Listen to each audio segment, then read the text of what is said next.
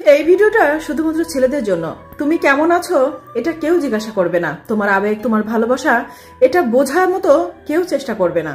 শুধু সবাই এটা জানার চেষ্টা করবে যে তুমি কত টাকা ইনকাম করো।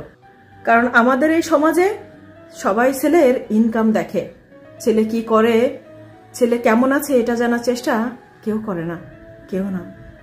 বাবা মা শাসন করলে সেটা অধিকার, আর স্বামী শাসন করলে সেটা অত্যাচার। বাবা মাও একটা সময় সন্তানের দায়িত্ব নেওয়া ছেড়ে দেয়, কিন্তু স্বামী এমন একজন মানুষ, আপনি যদি তাকে জীবনে কিছুই না দেন তাও সে সারা জীবন আপনার দায়িত্ব পালন করে যাবে। বিয়ের পরে একটা নারীকে শাসন করার প্রথম অধিকার তার স্বামীর। স্বামীর শাসনে থাকা অনেক ভাগ্যের ব্যাপার। দুনিয়াতে যে স্বামী তার স্ত্রীকে যত বেশি শাসনে রাখে, সেই স্বামী সেই স্ত্রীকে তত বেশি ভালোবাসে।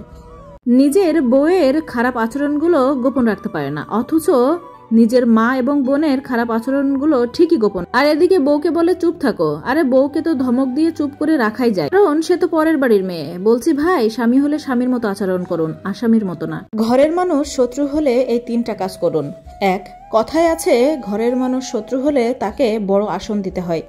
2, তার সব কথার উত্তর দিতে যাবেন না, পারলে চুপ থাকুন। আর 3, তার সাথে কখনোই তর্কে জড়াবেন না এবং ঝগড়া বিবাদ করবেন না, এবং তাকে যতটা পারবেন সম্মান করবেন, কারণ সে চাইবে আপনি উত্তেজিত হয়ে খারাপ কিছু করে ফেলেন এবং আপনি সবার কাছে খারাপ প্রমাণিত হন। নিজের স্বামীকে কিংবা নিজের স্ত্রীকে অসম্মান করা নারী কিংবা পুরুষগুলো নিজের সংসার জীবনে কখনোই সুখী হতে পারে না। কারণ কি জানেন?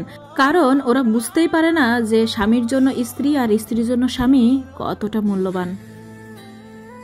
একটা জিনিস সবসময় মাথায় রাখবেন এবং অন্তরে রাখবেন, যে নিজেকে নিয়ে খুশি থাকা এবং আল্লাহ ছাড়া অন্য কাউকে একদমই নিজের আপন না ভাবা।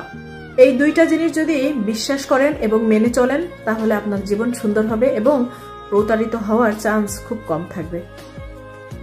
যে সংসারে স্বামী স্ত্রী অনেক ফ্রেন্ডলি, যাদের ঝগড়া করতেও দেরি হয় না, আবার মিলে যেতেও দেরি হয় না, যারা সবসময় খুনসুটি করে, সেই সংসারে সুখ সবসময় অনেক বেশি থাকে।